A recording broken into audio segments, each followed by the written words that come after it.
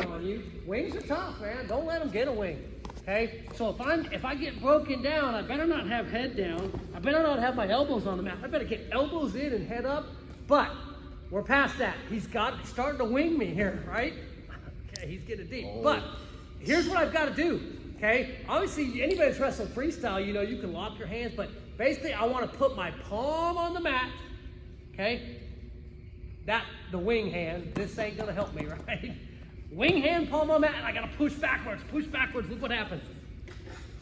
Palm on the mat, push backwards. That's why I said if I was a better coach, I would've told you keep your knee in their butt, so they can't go backwards, and then commit to running that. And I'm not talking Anderson bar right now, I'm talking just a plain Jane wing. He starts to wing me, and I'm not ready yet. I wasn't reacting well.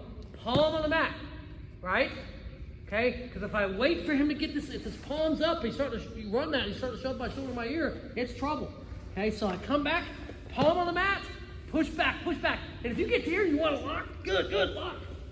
Now, just realize in folk style, you do that and you hang too long, that's stall. You're going to get called for stalling. But in reality, I'd rather get called for stalling than get turned in a wing. Okay, so again, palm on the mat, push backwards. And guys, there's no secret to this. Let's turn this way. 90. Okay, go ahead and get your wing. Okay, my hand right now, actually my hand and my belly button are on this tape line. Look where I am now.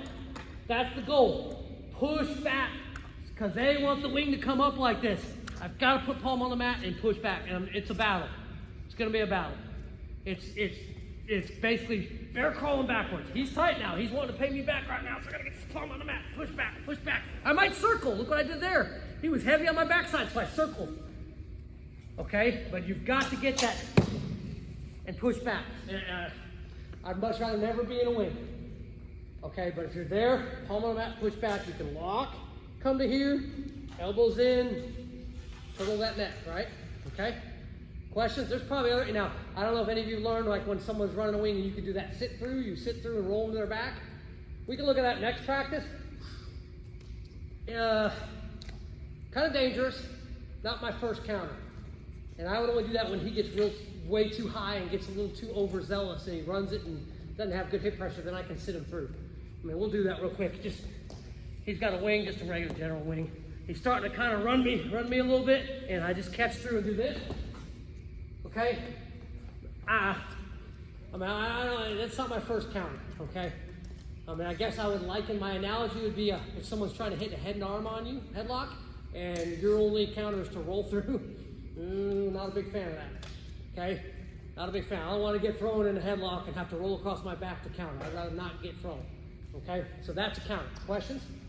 So good wing, that's first and foremost, and there's no ifs, ands, or buts about it. It's going to be a battle if you let them get deep on that wing and you're posting that. Coach wasn't even really driving me much, and I had a hard time pushing backwards. Okay, so I've got to get and push back, and I might circle one way or the other. Okay, I might circle my hips. Okay, again, I think we said it was about a month ago. Okay, we were talking about getting trouble on bottom. And, you know, how do you build your base back up? It's a reverse army crawl.